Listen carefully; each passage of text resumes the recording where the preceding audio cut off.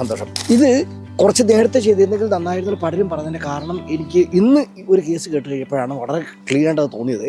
ആരെങ്കിലും അതിനോടൊന്ന് പറഞ്ഞു കൊടുക്കാനുണ്ടായിരുന്നെങ്കിൽ ക്ലിയർ ആയിട്ട് ആ കൊച്ചിനിട്ട് പണി കൊടുത്തിരിക്കുകയാണ് ചെയ്തിരിക്കുന്നത്. അതിനെ NMC 12 മാസത്തിന് സസ്പെൻഡ് ചെയ്തു. 18 മാസത്തെ സസ്പെൻഷൻ ഓർഡർ ഓൾറെഡി നിലവിലുണ്ട്. ഇപ്പോൾ ആ ഹോസ്പിറ്റലിൽ ജോലി നഷ്ടപ്പെട്ടു. 2023 ഇങ്ങോട്ട് വന്നതേ ഉള്ളൂ.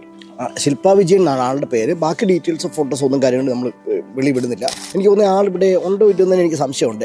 ആൾ ഈ വീഡിയോ കാണുന്നുണ്ടെങ്കിൽ തീർച്ചയായിട്ടും ഒന്ന് കമൻറ്റ് ചെയ്യണം. എനിക്ക് മനസ്സിലാകും താങ്കളുടെ അവസ്ഥ. കാരണം ക്ലീനായിട്ടും അത് പെടുത്താൻ വേണ്ടി തന്നെ നിങ്ങൾ കാണിച്ച ഒത്തിരി മണ്ടത്തരങ്ങളുണ്ട്, ഇല്ലെന്ന് പറയുന്നില്ല. അതിനകത്ത് കുറേയേറെ മണ്ടത്തരങ്ങൾ കയ്യിൽ നിന്ന് നിങ്ങളുടെ കയ്യിൽ പറ്റിയിട്ടുണ്ട്, ഇല്ലെന്ന് പറയുന്നില്ല. പക്ഷേ ഇതിനകത്ത് നിങ്ങൾക്ക് ഡിഫൈൻ ചെയ്യാൻ പറ്റുന്ന അല്ലെങ്കിൽ ഫർദർ ഹെൽപ്പിന് പോകാൻ പറ്റുന്ന കുറേയേറെ പൊസിഷൻസ് ഉണ്ടായിരുന്നു, കുറേയേറെ അലിഗേഷൻസ് ഉണ്ടായിരുന്നു. പക്ഷേ അതൊന്നും പ്രൂവ് ചെയ്യാനോ ഡിഫെൻഡ് ചെയ്യാനോ വയ്യാത്ത വണ്ണം നിങ്ങൾ പൂട്ടപ്പെട്ടു പോയെന്നാണ് എനിക്ക് മനസ്സിലാകുന്നത്. 2023 ഡോർസെറ്റ് കൗണ്ടി ഹോസ്പിറ്റലിൽ ട്രോമ ആൻഡ് ഓർത്തോപീഡിക്സ് വാർഡിനകത്ത് വന്ന നേഴ്സാണ് പുള്ളിക്കാരി. നാട്ടിൽ നിന്ന് തന്നെ സാറിനെ എല്ലാവരെയും പോലെ റിക്രൂട്ട് ചെയ്യപ്പെട്ട് വന്ന ഇൻ്റർനാഷണൽ നേഴ്സ്. അന്ന് വന്ന സമയത്ത് 2023 എങ്ങാണ്ടാണ് പുള്ളിക്കാരി ആദ്യം വരുന്നത് ഇവിടെ.